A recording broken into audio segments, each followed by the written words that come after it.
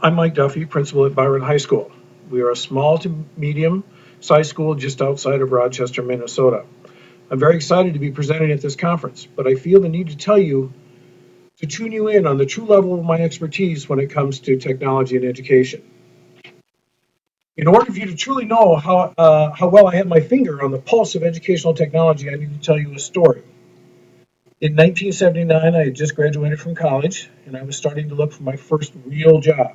I had two interviews in the same day. One was to teach at a small school in Hurley, South Dakota, and the second was to interview to be the Midwest representative for a small computer company to sell computers to schools in the Midwest. I went to the first interview and did very well. They actually offered me the position on the spot. And I told them no, I wanted to think about it. And I wanted to go to the second interview and I'd call them back on Monday with either a yes or a no. As I left the interview, that first interview, I drove out to the interstate and I pulled over and parked at the top of the hill. And I decided if I went to the right, took the entrance ramp to the interstate, I would go down and go to the second interview. If I turned left and took the entrance rate to go north, I would go back home and I would just take the teaching position. And as many people do when they're making decisions like that, they kind of rationalize and come up with reasons that they should do one thing or the other. And I started thinking about this small computer company I had never heard of, company nobody had ever heard of. It didn't seem like it was a good future for me. After all, there were no computers in schools. The only computer in school was in the business office, and of course, students never got to see that computer. The second thing I thought about was the pressure that was being put on, the way it was being set up. The company had claimed that they were bringing in the CEO from the West Coast, and that he would be there to make the final decision on who got hired. And I even felt like they gave him a hokey name, trying to impress us with their abilities and their forward thinking. They In the time I thought his name was Mr. Employment. I later found out his name was Mr. Jobs. And you're right. You're thinking about it. I'm the one who blew off an interview with Steve Jobs, didn't go to the interview, just went back home and took the teaching position. I would like to claim that I'm more on top of things now, but the truth of the matter is that my specialty when it comes to technology is to remove roadblocks, to get myself and other obstacles out of the way and let the staff, the teachers, do what they do best, teach and promote student learning. If I was in charge of life support for our technology systems, I am afraid this flat line, EKG, would be all that was left of our technology. I'm very proud of Byron High School. In recent years, we were one of the 41 high schools. In 2010, actually, we were one of the 41 high schools from across the U.S. that were recognized as top performing school because of our high scores on all the high stake tests that were given to our students. In 2011, we were recognized as the top high school in the United States for innovation in mathematics education by the Intel School of Distinction program. However, things were not always so rosy. Before 2006, our students scored in the middle of the pack, just at or just below the state average on national tests. In that year, our building as a group underwent a change in perspective. Before that time, we focused on doing our best job of teaching. After that year, we made the conscious decision to focus on learning. We shifted from a focus of did the teacher do a good job of teaching the material to one of did the students learn. When our staff was surveyed before this watershed shift, the consensus was that they as teachers were responsible to teach the subject in the absolute best way they could. After the shift in perspective, this discussion changed to one where we measured what the students actually learned and then looked for ways to improve the end result. Here was our ACT scores for that year. You can see that we started out just slightly below the state average, above the national, below the state, and we have now moved to where we're above both of them. We have a district vision of maximizing learning opportunities for all. I think that's a great vision for our district because the district is about providing opportunities. They provide hardware, they provide software, they provide staff development, they provide the teachers to teach in the classroom, they provide opportunities for our students to learn. However, at the building level, we've shortened it to maximizing learning for all. We are about student learning, period. The breakthrough that mental roadblock, to break through that mental roadblock has allowed us to make many improvements in our school. We have added a working lunch requirement for students who start to struggle. We've added an optional prep class for students who are planning on taking the ACT. We have completely revamped our curriculum for students who are showing signs of struggling in math and many other important and effective changes. As I told you at the start of this presentation, my specialty is removing roadblocks. Right now in this presentation, I'm the roadblock. As long as I'm up here speaking, you cannot hear from Mr. Warnicki and get the details on our use of technology to improvement of the process. So let me remove myself as a roadblock and turn this over to Mr. Warnicki. So let's talk about the flipped classroom. Now, the flipped classroom is a hot topic, but let's talk first of all what two things education is really dealing with. Eric Mazur talks from Harvard University, states it very well that education is a two-step process. First, the transfer of information, and second, the assimilation of information. In the past, traditionally, we have been the deliverer of information, but information is everywhere, as Eric Mazur states. So our job can now change from being the deliverer of information and start to work with the students and their ability to assimilate the information. So what happens when that happens? Well, a lot of teachers and professionals get scared with the fact that if they're going to put their information out there in lecture format, podcast, you name it, that they are afraid that they will be replaced. But that's far from the truth. Actually, our role is changing into a better place.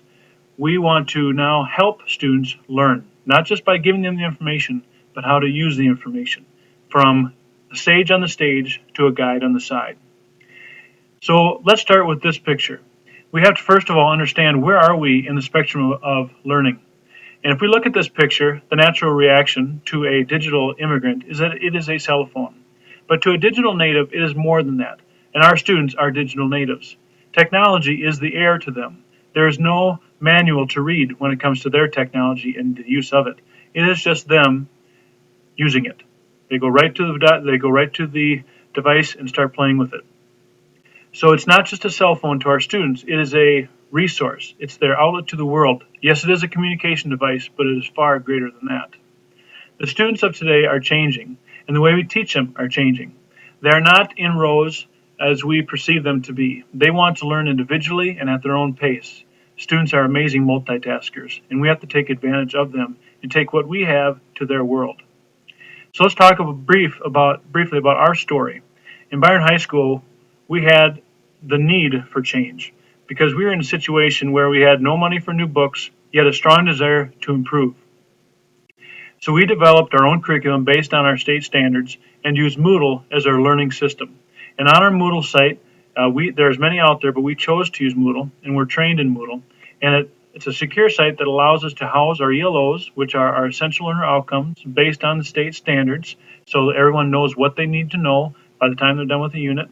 We have our videos online, which are our self-created videos, so it's very particular to our own content and very tailored to our own students, and we'll talk about that in greater detail later. We have our homework and solutions online available to our students, and we have other links that we feel are helpful, such as GeoGebra in this case. There's Hippocampus and many others, to only name a few, that are available on the site, so they can use this site as their textbook. And we are textbook free. Therefore, we are outside the bounds of a book per se.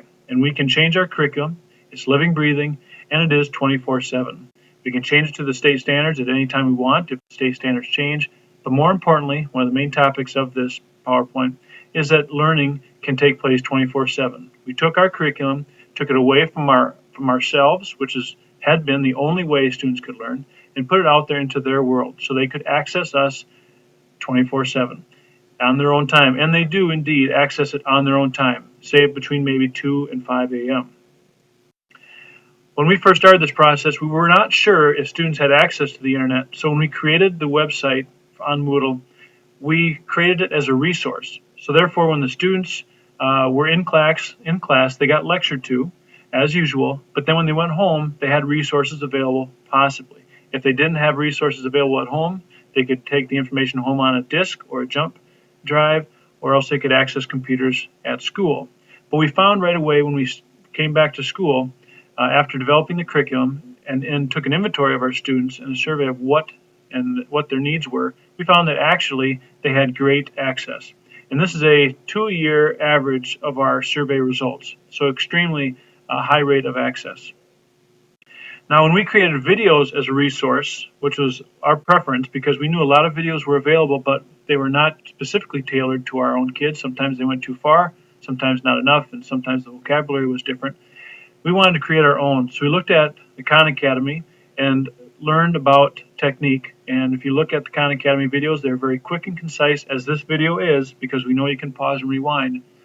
And we also looked at the flipped classroom from Aaron Sams and Jonathan Bergman, which talked about not only having the video available, but the lesson still has to be of quality. And they had been doing this for 6 years prior to our initial start, and were pioneers in the flipped classroom. So our videos look about the same. We have common assessments in our math department. We also have the same notes. However, when a teacher teaches it, they may attack it in a particularly different way. For example, a pre-calculus teacher will interpret Algebra 2 differently from an Algebra 1 teacher who's teaching Algebra 2. So even though the lessons are the same, the context might be a little bit different. So when you're talking about an upper level course, usually the teachers of those courses would be very meticulous and type out the statements and the steps of the problem, and then uncover them. They'll cover them with boxes and then uncover them as the process would go. However, a teacher of remedial students or mainstream would tend to use their own handwriting, because there is value in a person to the student who sees their teacher and listens to their voice and sees their pen strokes. Now, I want to use this moment to clarify, we are not in the videos at all. There's nothing that outdates a video like a bad tie. So what we do is we use smartboard technology and screen capture technology that allows us to just video or have a recording of our voice and our pen strokes and a picture of what we want them to see. So we are not in the videos. And again, they are truncated to 15 minutes. That's our goal. Sometimes a limit for YouTube, but also is a best practice to make it more concise, again, because students can pause and rewind. So it is our goal to get this video done as close to 15 minutes as possible, hence the speed of our voice. So what does the reverse classroom look like? Well, let's talk about two things. The first thing that you have to take into account when you do the reverse classroom, and we'll talk traditionally here where the students would watch the video instruction at home, come to school, and then work on homework. You have time, something that high school math teachers in this particular case have not had before. So what you do at that time is where the pedagogy occurs. And I want to clarify that flipped classroom is not a pedagogy at this time, it is a tool. What you use with the time that you create from using the flipped classroom becomes the pedagogy. What will you do with an increase of time?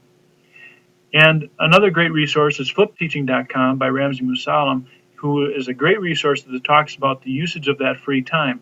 And I'm going to focus, I do recommend that you go to the site and look at these 4 applications independently, but I will talk basically about the traditional flip.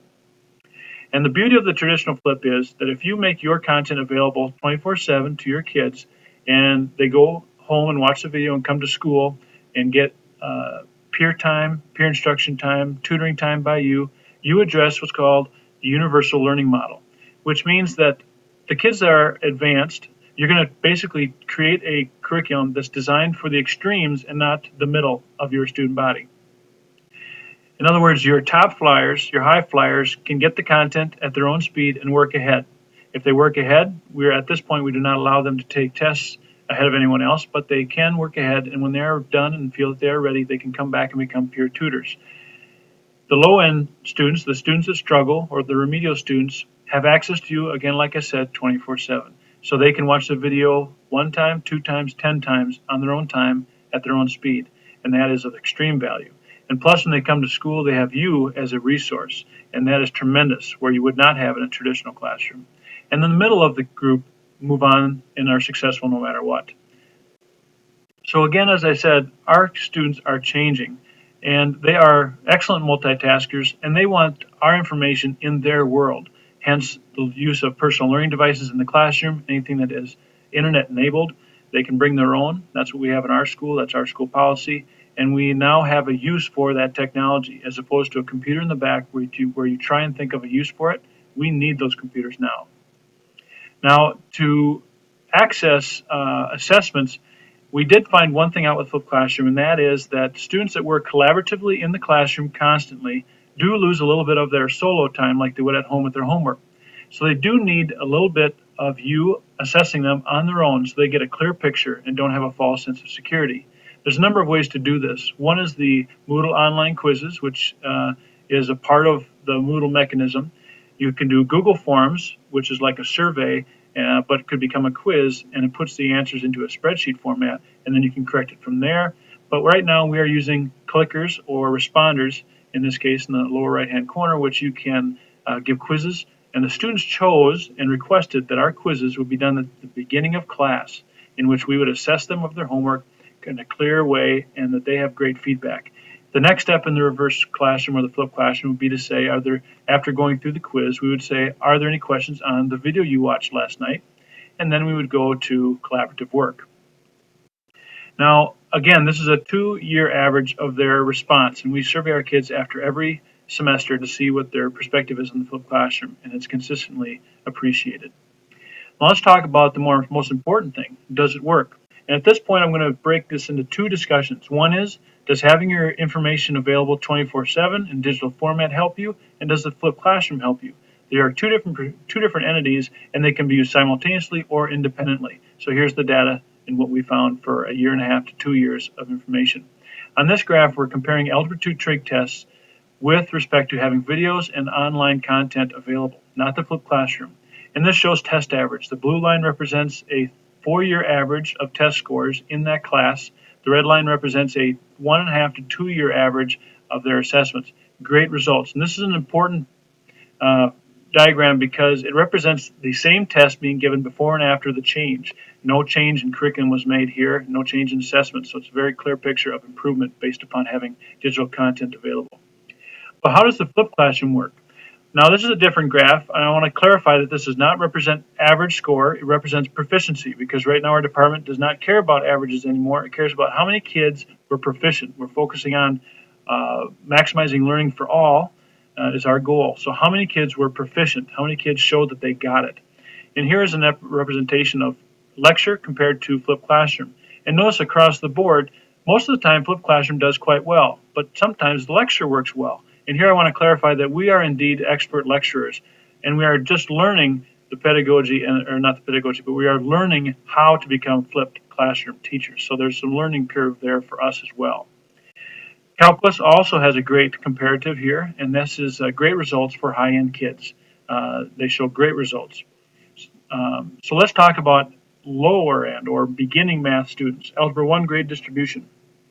I'm not going to show you a graph here that shows flipped to traditional classroom because I was not able at this time to do a complete method of flipped classroom at this level, and I will this next semester. But I will show you the grade distribution that we got from having content available 24/7. When we created this course based on the MCA 3s and the Minnesota State Standards, it is a very high rigorous course based upon nonlinear math. And when we made it and we wrote the curriculum for this, we said nobody's going to pass this class. We were that scared of it. But we believe that with the content made available 24/7, we were able to create a great grade distribution. We found that kids were able to catch up if they're gone, catch up if they didn't get it, and catch up if they had a schedule missing or excused absence. And it was very common for kids to come back to class after being gone, having already done the homework because the content was available. So where do we go from here? Our continuous process to success. Well, as I mentioned already, these two of these websites are very helpful. But right now we're continuing to work with Eric Mazur's concept of peer instruction. And again, what do you do at the time you have? And we're working with his method to take the kids when they come into class to start not to work on just plug and chug, but more about conceptual understanding. And again, we can do this because we have time, which is something we never would have had before without flipped classroom. And we leave with one comment: one size does not fit all. What we state here may be interpreted differently by you and metamorphosized to become something better, and that is our goal. We don't offer anything to sell with our presentations. We are offering this as an idea that we hope will help engage fellow staff and teachers so they realize what is truly available, to think outside the book and not be bound to a book, and to think outside your school walls, that learning can occur 24/7. So with that, thank you very much for listening, and we hope it was informational, and we wish you the best of luck.